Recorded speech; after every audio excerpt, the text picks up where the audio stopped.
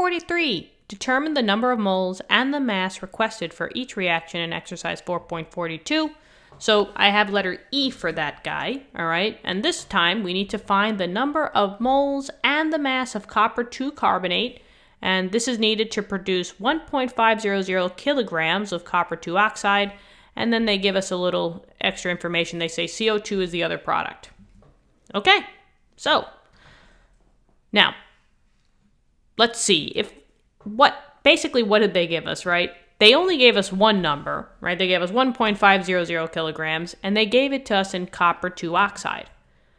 But the question is, how many moles and what's the mass of a different compound of copper 2 carbonate?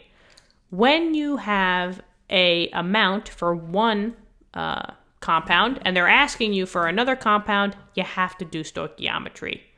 So have no fear, Christina's here. We're going to get down to it. The first thing we have to do is we have to find out a balanced equation.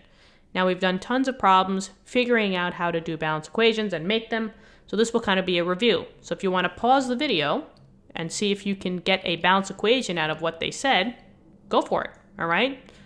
So let's see, we need to find the moles and the mass of copper 2 carbonate needed to produce copper 2 oxide, and they told us that CO2 was another product. So it looks like this is producing these two products. So copper 2 carbonate is CuCO3, right?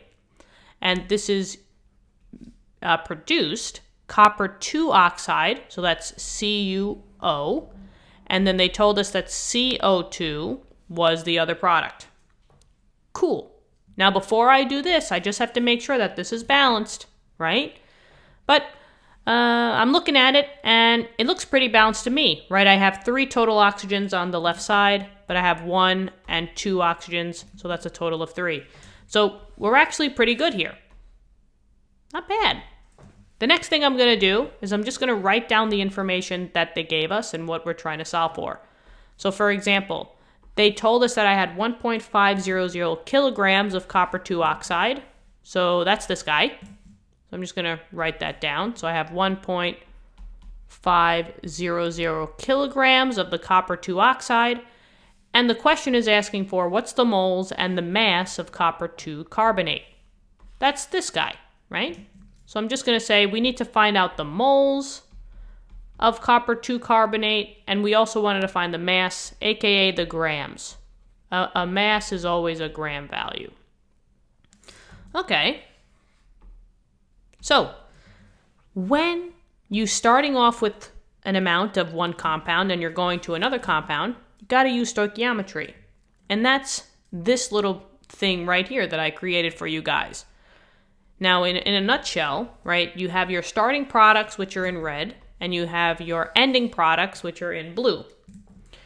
The full-blown thing is usually stated as grams to moles to moles to grams. Grams to moles to moles to grams. So you always start with, or pretty much you're going to start with the grams, and you go to moles of the same compound, and from there you can convert to the other compound.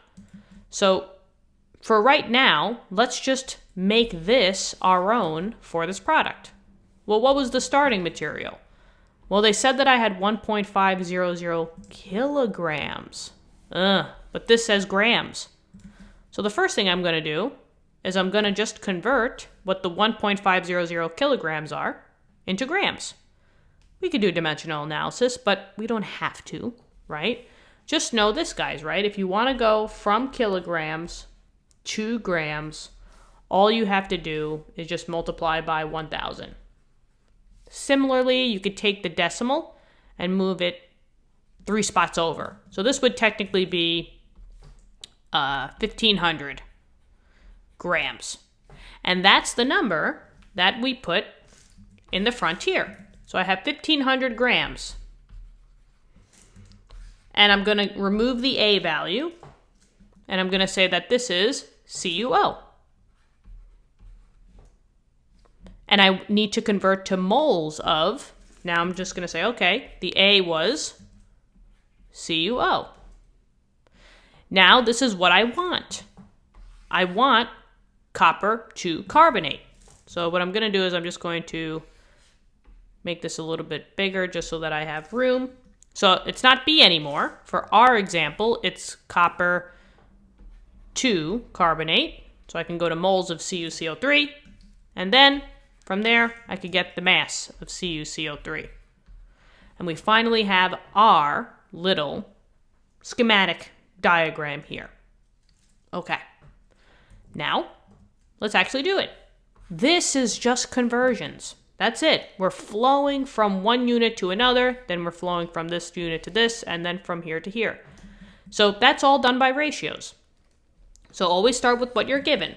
So in this case, I have 1,500, and maybe I'll put grams of CuO, just to keep, the colors, that this is red and this is going to be blue. So with your ratios, remember, all you got to do is just multiply by a conversion factor, and we got to put something on the top and something on the bottom. Always work with your units first and then come back to do your numbers. So for example, you don't want grams of copper 2 oxide, so that goes on the opposite side to cancel it out. So grams of CuO goes down there. And what's the unit that I want first? Oh, I want moles of CuO. So mole of CuO goes on the top. Now, since I have units for the top and the bottom, now I'm going to just put in what my numbers are. Well, when you're going from grams of one compound to moles of another compound, we know that already, right? We've done this time and time again. This is the periodic table, right? We use the periodic table mass values to go from grams to moles. And remember, when we use the periodic table, you always have 1 mole of that compound. This number is the mass that you're going to find on the periodic table. So on the periodic table, get your periodic tables out. I have 1 copper and I have 1 oxygen. So 63.55 plus 16. So this mass is 79.55. And now the units gram of copper 2 oxide will cancel. Not the number, just the unit.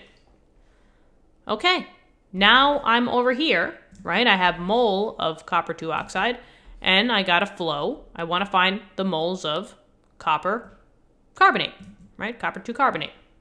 So, another conversion factor.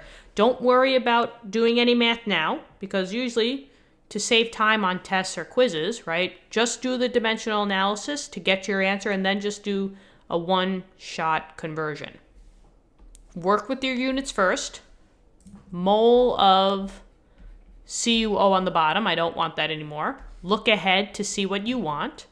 I want moles of the CO3, so that goes on the top. And now you see how the colors are changing. Now I'm entering the blue land.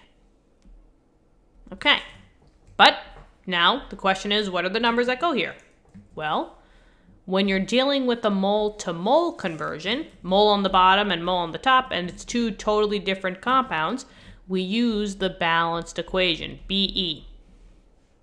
This is using the coefficients in the front. But for every one of these, I don't see a number in front of here, nor in here, nor in here. So for each one of these, you secretly have 1 of each. So when you come down here, how many CuCO3s? There was only 1, right? So I put a 1 there. And how many CuOs? Oh, there was only 1, because the coefficient was 1 for both of them. And now, cancel out the units. Don't cancel the numbers. And this was one of the answers that we wanted. We wanted moles of CuCO3. So let's find that out. For our math purposes, I don't even care about this ratio, right? Because 1 divided by 1 is 1, right? I kind of disregard all the 1s. And I'm just looking at all the other numbers except for 1s. Because anything times 1 is itself, right? So in this case, the 79.55 is in the denominator, so I just got to divide.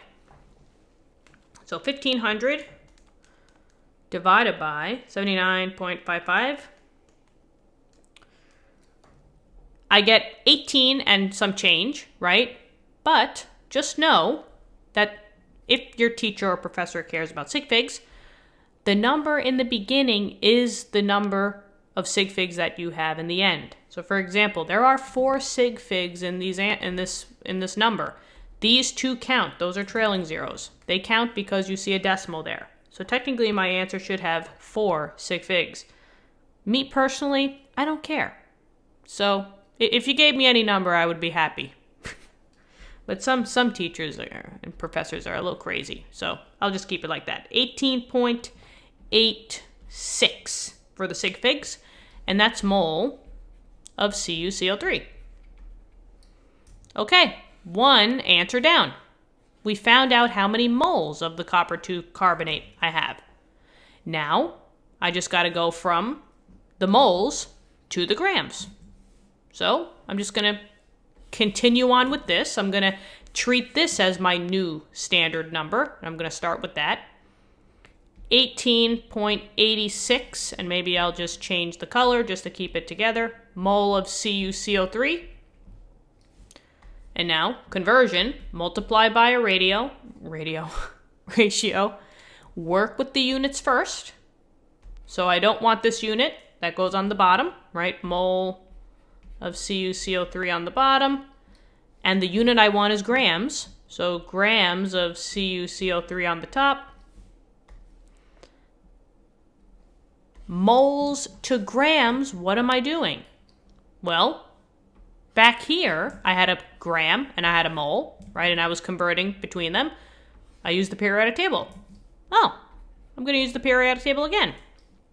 And remember, when you use the periodic table, you have 1 mole. So 1 goes wherever the word mole is in your conversion.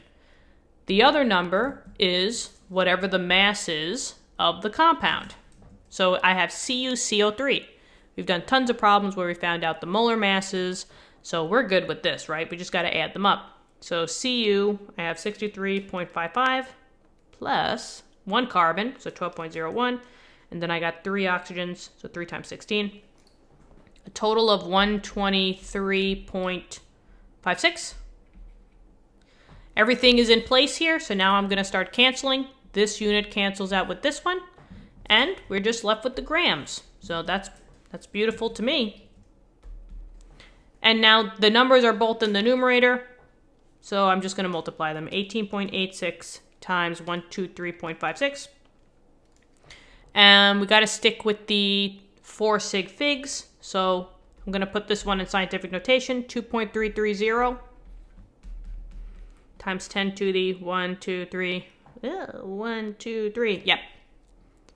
So huge amount of grams of the copper 2 carbonate.